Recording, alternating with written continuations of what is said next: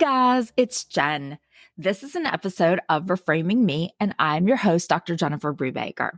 Welcome back. I am so happy that you are here again. I hope that I do tell you that often enough. And if I don't mind if I say it again. I am so happy and very grateful that you are here and listening and that you keep coming back episode after episode. I don't know exactly why, but I'm feeling a bit emotional today. I would hazard a guess that last week's menopause conversation may be somehow related. It's funny. I don't know if it's always been like this and maybe I just didn't notice it, or if now it's like this because I did that episode and our phones are all very creepy in what they pick up on. But my social media algorithm has a whole lot of perimenopause videos lately. So at this point, I guess my algorithm is like 30% cute, funny animal videos and maybe 30% funny football or sports memes. I'd say probably about 20%, a good 20% are probably perimenopause. And so what does that leave? Like 30, 60, 80. So like 20% then are left as fitness and wellness. I think I still follow some actual people who I know, but I literally never see any proof of that in my feed. But anyway, I saw one of the funny videos the other day. It was like, I am in perimenopause. My pronouns are try me. And it made me laugh. Most likely, probably before I was crying or after I was angry or whatever. It's a roller coaster, y'all. It is a roller coaster for sure. Now, my middle, he has only 2 classes at school. So he comes home quite early. And a bit earlier this morning, I texted him and I'm like, I am feeling very emotional. Will you get me a Starbucks on the way home? And I know it's totally out of his way. And I know how much he loves to do that. But right away, he was super sweet and was like, of course, send your order in. So I am a very lucky and very happy girl because I'm currently drinking my blonde Americano, 2 pumps of pumpkin spice, and a splash of almond milk that I didn't have to go get. So that makes me very happy. I wanted to share with y'all one of the, if not the most wholesome moment that I think I have ever personally experienced. My oldest, who is the one who is a freshman in college. Now, he is so incredibly sweet and kind-hearted and friendly. And back at his freshman orientation, he saw 2 boys who were sitting alone together, and he decided to walk up to them and say hi. Well, fast forward 4 months now, and they have become 2 of his closest friends. So they are boys who are from Ghana, who have come to the US to play soccer. They came through a program in high school, and now they're here playing for UNCW. And they are just the sweetest and kindest boys. And I'm telling you, we have all just totally fallen in love with them. So a few kids were over here the other night, and Tobias asked if he should show them the VR, the virtual reality game device, headset, whatever it's called. I knew why he was asking because he likes to use that Google Earth on the VR. And so I had an idea that he was wondering if he was uncertain if he should mention the ability to see Ghana on it. And so I knew that he was going there. And I'm like, yes, absolutely. Maybe just kind of tread a little bit carefully, go a little bit slowly with it. So he did. He gave it to him to use, and he just told them that they could see anywhere in the world. So when his friend was looking around with the VR on, he, of course, asked him where he was. And of course, he said he had gone to Ghana.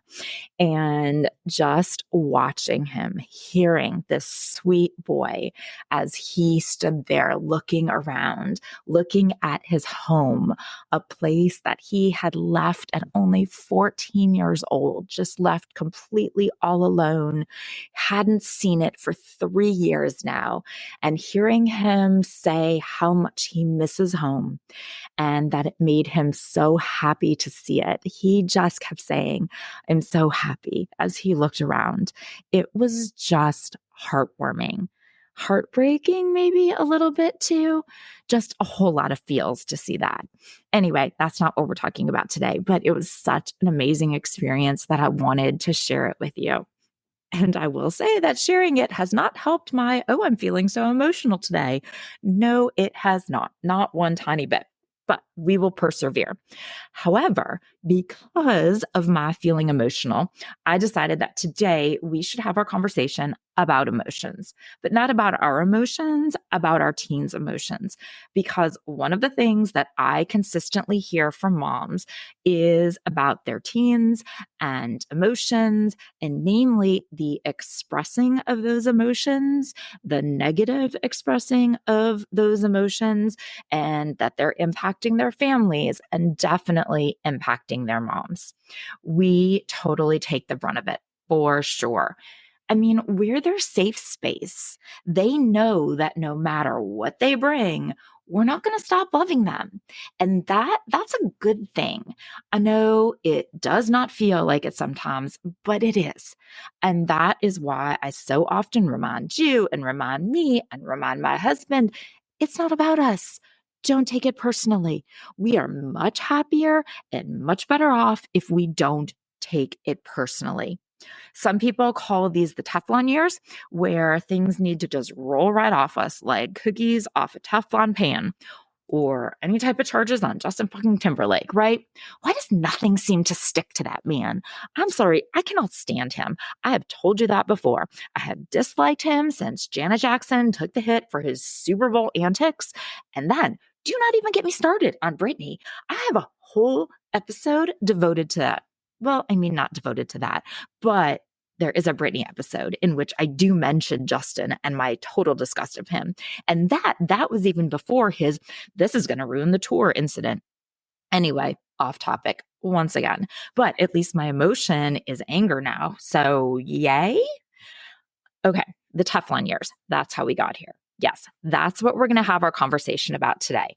Emotions, and essentially teaching our teens and maybe our husbands too. Oh no, that's just me. Sorry, that made me laugh. See, now I'm happy. All it took was joking about how my husband was apparently raised emotionless. Well, okay, so that's not true. I mean, there is anger, but we all know that anger has been rebranded as not being an actual emotion. Oh, the patriarchy. God, I am just all over the place today, right? So, we are having a conversation about teaching our teens how to manage emotions in a healthy way. I mean, as moms of teenagers, we know all too well how powerful and how sometimes overwhelming our teens' emotions can be. This time period of their lives is huge with changes. The physical, mental, emotional, and all of these changes bring a whirlwind of emotions that can oftentimes feel like they are out of control for both them and for us. So today, I thought we should maybe explore some of the types of emotions that teens commonly experience and how they oftentimes express those emotions and how we can help them to manage those emotions in healthier and more productive ways. The emotional landscape of teens, it is some rough terrain, and we know rough emotional terrain. Am I right? But just like we need to understand and identify our own emotions, it is much more helpful if we can understand and identify theirs too. Teens face a unique combination of these emotions, and it's important to understand why. The hormonal changes, the desire for independence, the social pressures, academic expectations, athletic pressures, and even struggles with self identity, it all contributes to emotional intensity. Now, some of the most common emotions that teens tend to experience are things like anger, right? We see that. And it can arise, well, it can rise from anything, right? But it can arise from feeling misunderstood, from feeling like they've lost their autonomy, or maybe even just basic frustrations from their daily life. But anger is probably the most close to the surface level emotion that we see.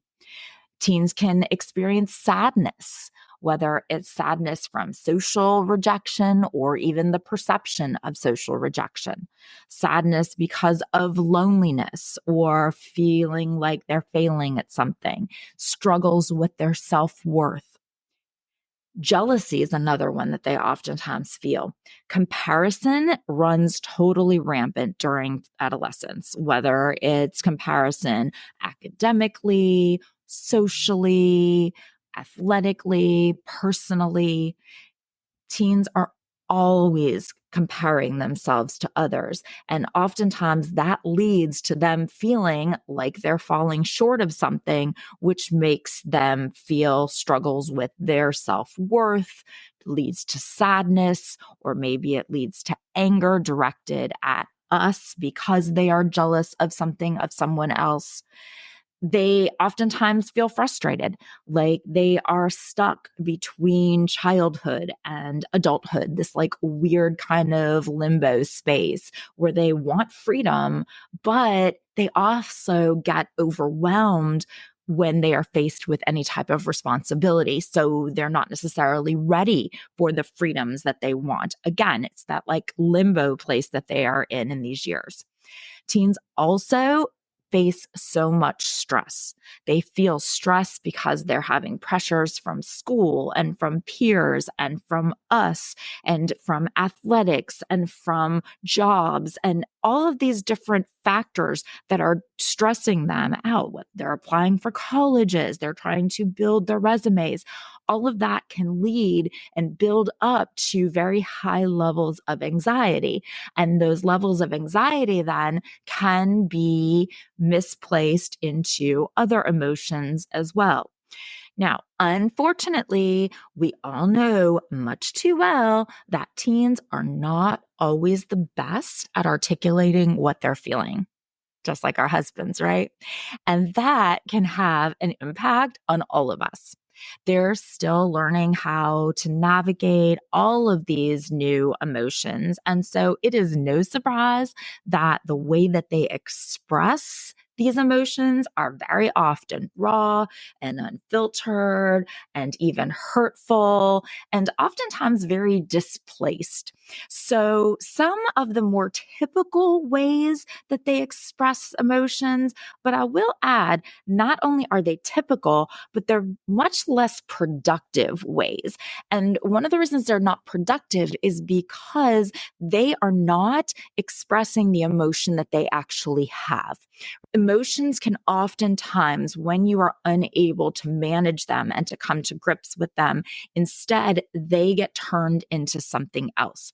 So they may have anger, but instead of just anger directed at one thing, it turns into lashing out at something else. Typically us, right? This can manifest in arguments or yelling or slamming of doors. Anger can also turn inward. They can turn that anger on themselves, and it can lead to them withdrawing from situations that they used to enjoy. They may feel sad, and that sadness, instead of coming out of sadness, that sadness is masked as irritability. So it's hard for them. It's hard for them to openly express their sadness. And so instead, they might come across irritably as being like short tempered or being emotionally distant or closed off from us. It's not the irritability, it's actually the sadness causing that irritability. Oftentimes, when teens feel jealous, it is expressed as hostility. A teen may turn on a peer when they feel threatened by the other's success. So, kind of like what we talked about in this past Jen Zen episode, right? So, they might feel that maybe someone likes a boy or a girl and that person likes someone else.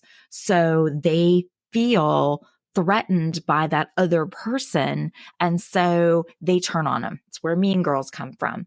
Maybe they run for a student council office, and lose to someone else, or academically or athletically. Someone else has a success that they don't. And that jealousy can be instead expressed as hostility towards that peer. And so they may end up trying to hurt that peer by cutting them out socially, isolating them, belittling them. They might feel frustration, and frustration may turn into being defiant. So we put boundaries up, and so they may push those boundaries, or they may engage in risky behaviors. They feel frustrated because they think their autonomy is threatened. They see their freedom as being taken away. And so that frustration manifests itself in a defiance towards us, a defiance towards the rules. They may have stress, and that stress may boil over into anxiety or into just shutting down completely.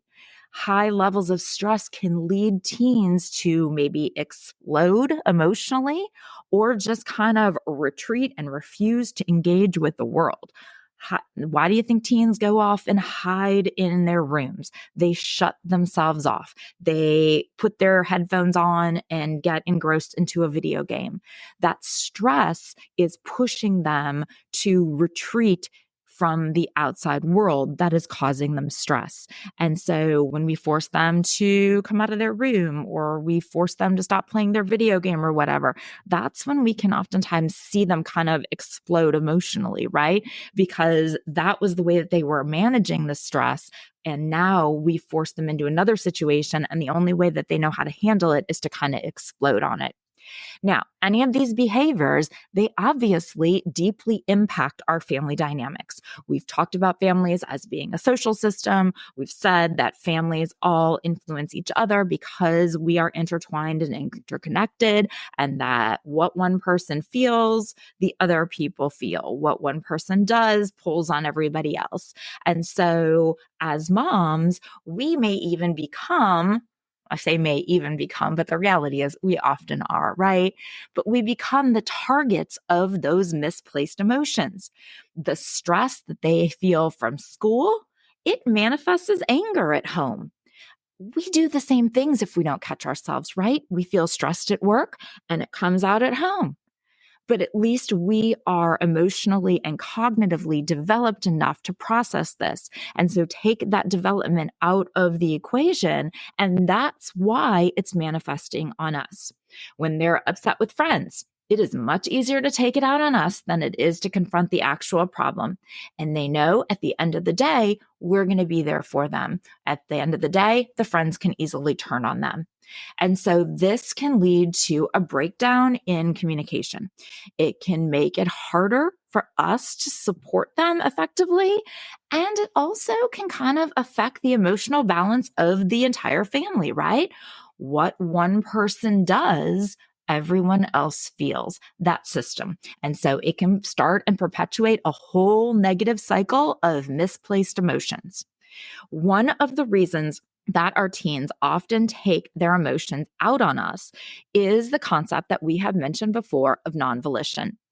Now, family relationships are non-volitional. That means we don't choose them.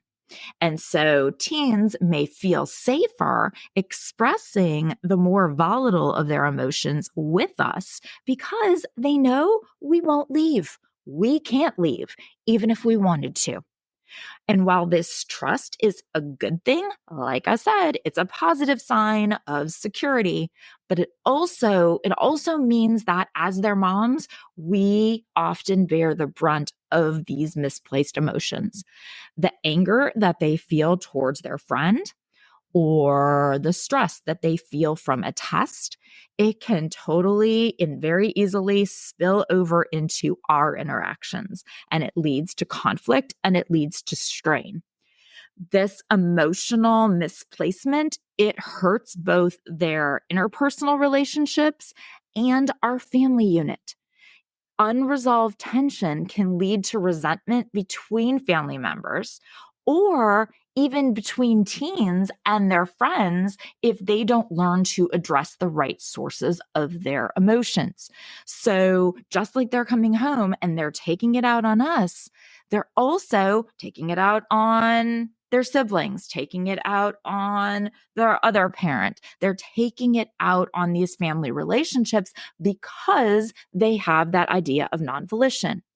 But sometimes that can spill over into their other interpersonal relationships, those friendships. And if it spills over into those friendships, they may be damaging those relationships and it may not be able to be repaired as easily. So we need to understand how to teach them to manage their emotions in a healthy way. One of the trickiest parts of parenting teens, and I think that's funny to say because there are so many tricky parts of parenting teens, but one of the trickiest parts, I think, is figuring out if these emotional outbursts that they have or if the behaviors that we're seeing, are they within the realm of normal development? Like, is this normal? Is this what other kids do? Is this how other kids act? Because most of us, we don't have a lot of frame of reference, especially with our oldest, right?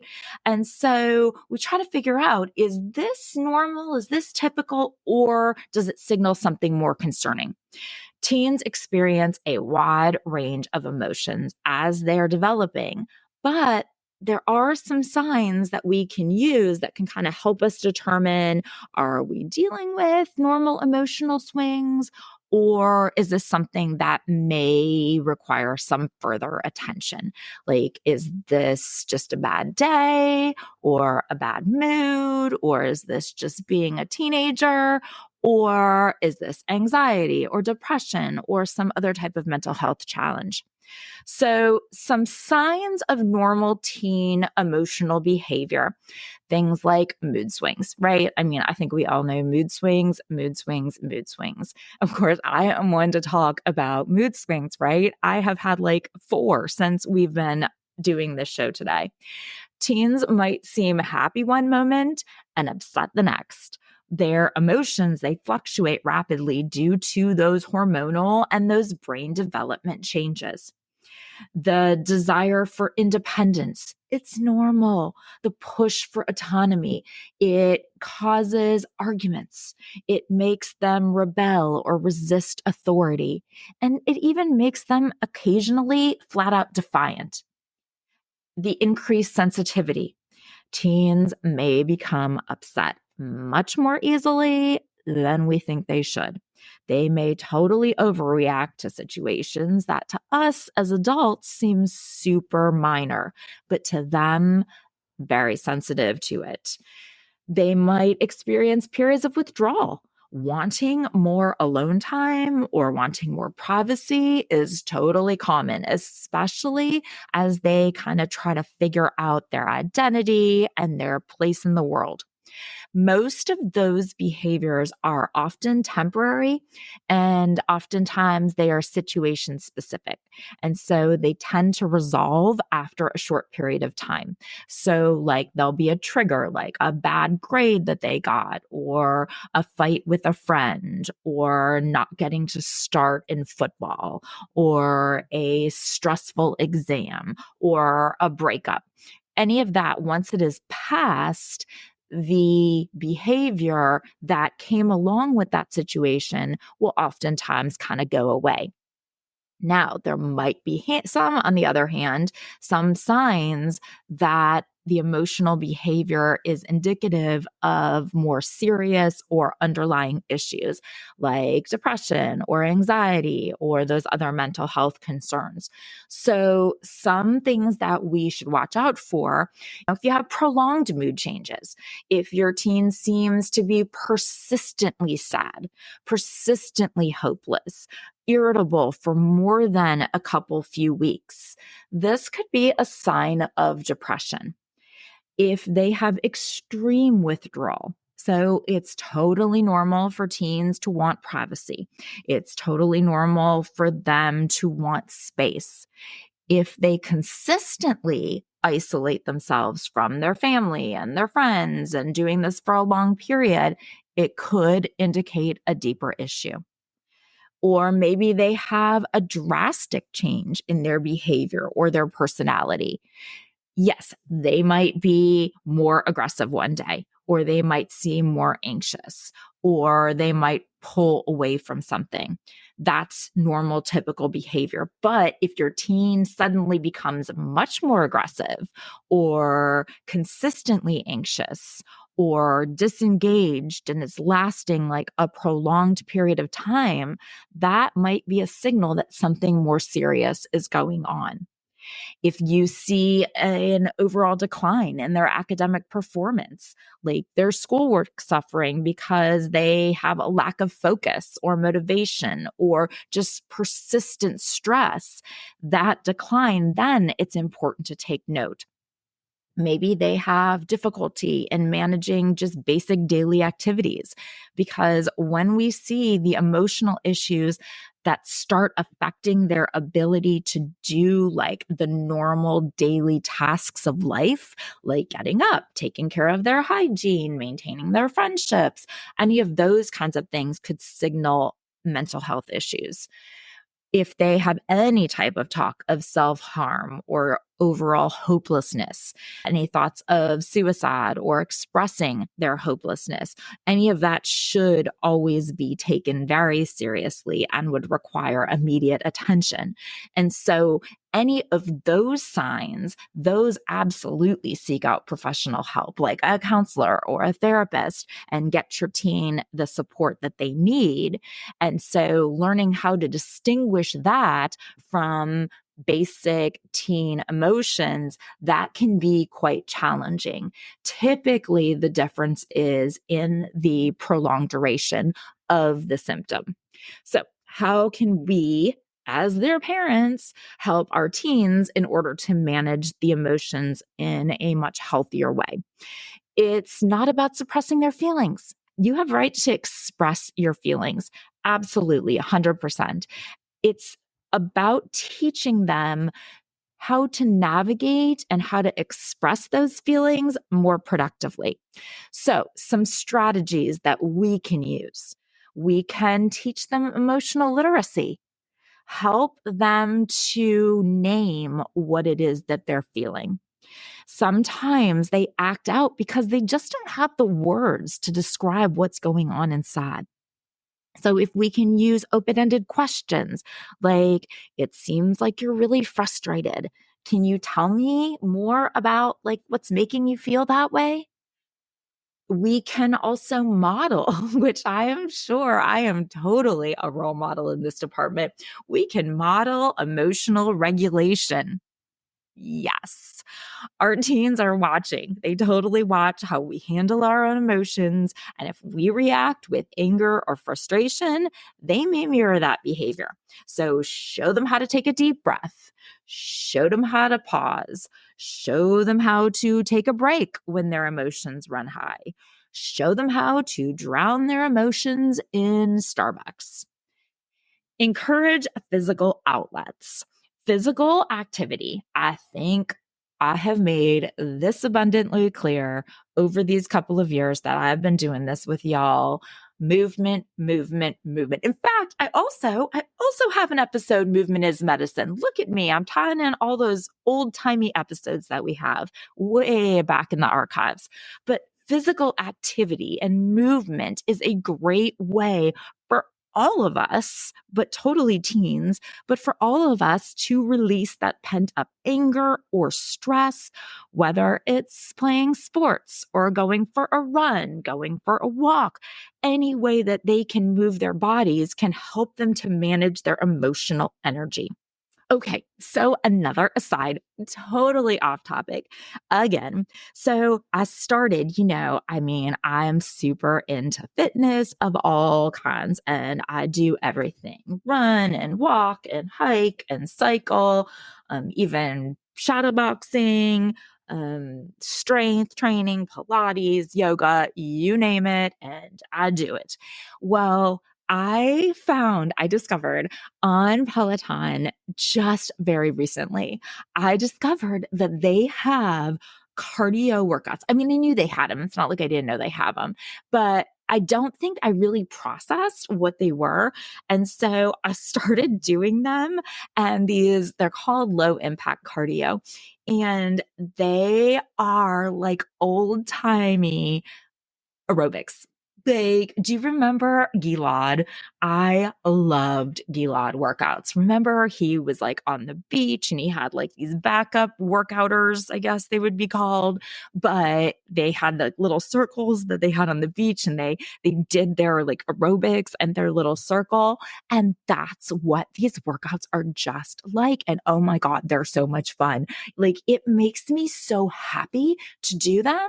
Like, I find myself, I'm like smiling and like jumping around all goofy, and I'm sure I look like a total dork, and I don't care. Like, it makes me so happy to do them. Anyway, low impact cardio workouts on Peloton, my new jam, because they make me happy. Okay. Where was I? Teach emotional literacy, emotional regulation, modeling it, which I like to think I do that, even though my emotions may be all over the place. I do think I try to at least model how I'm managing those emotions that are all over the place. Encourage physical outlets and movement. Okay, teach problem solving skills. So when our teens face challenges that trigger these emotions in them, help them out, help them think through the solutions. Like, let's not just react. We need to encourage them to like pause and ask, what can I do about this? How can I fix this situation? How can I handle this situation? What is making me angry? What could I do to improve it? Helping them to problem solve helps them to build their resilience. We're teaching them the skills to manage not only this problem, but the next one that arises. Offer validation of them and of their emotions, not judgment. Sometimes they just want to feel heard. I know that I can 100% relate to that. Sometimes I just want to complain. Sometimes I just want somebody to validate the way that I'm feeling, not solve it, not tell me that I'm overreacting, just validate my emotion. Don't immediately offer solutions or offer criticism of it. And so that's the same kind of thing that they want. They want validation and not judgment from us. So phrases like, I understand this is really tough for you, that can go a long way. That can make them feel like they are being supported. I know when my daughter will get into the car after cheer when I pick her up. I mean, it's been a long day for her. You know, she doesn't get much sleep, just like most high school kids don't get much sleep. And then she's at school from 8:30 until 4, and then she goes to cheer from 4 till 6.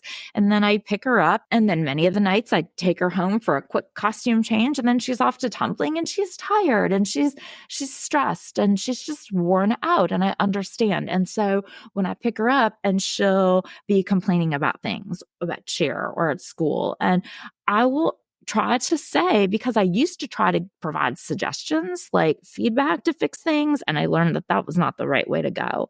And so I instead try to reply with, wow, that sounds really bad. Yeah, no, I would totally be frustrated if I were you. I understand. Yeah, that must be awful.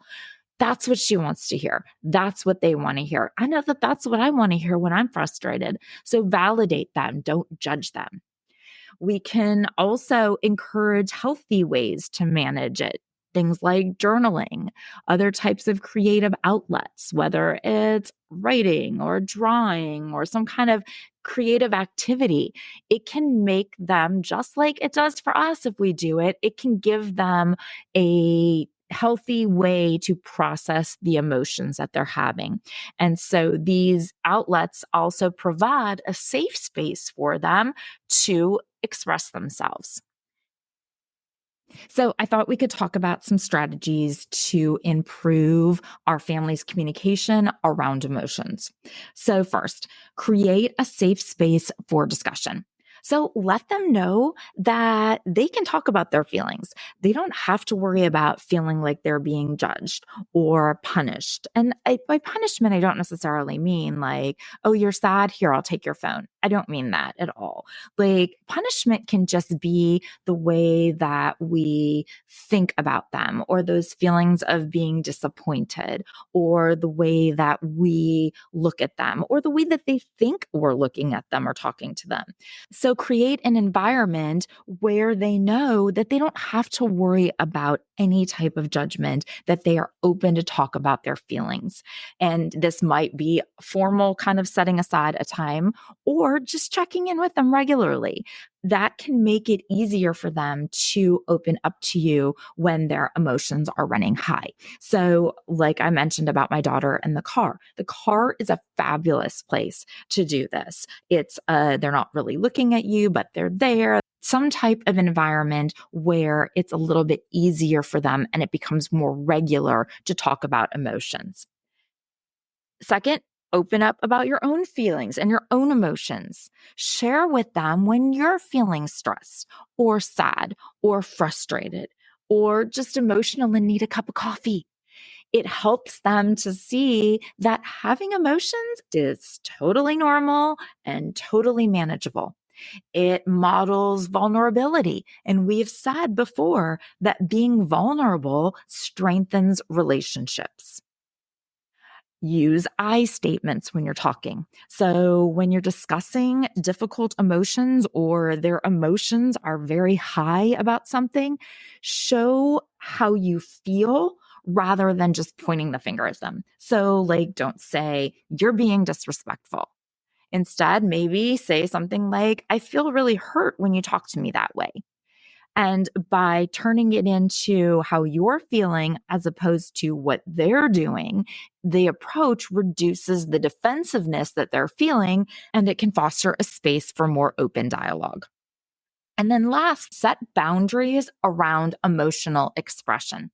Now, it's important for them to understand that their emotions are totally valid. But it's also important for them to understand that all behaviors are not acceptable. It's okay to be angry, but it's not okay to be disrespectful. It's not okay to be hurtful. You can feel how you're feeling, but they need to understand the distinction in order to help them learn to regulate their behavior. It's important for us to realize that as their moms, we experience these same emotional waves with our teens.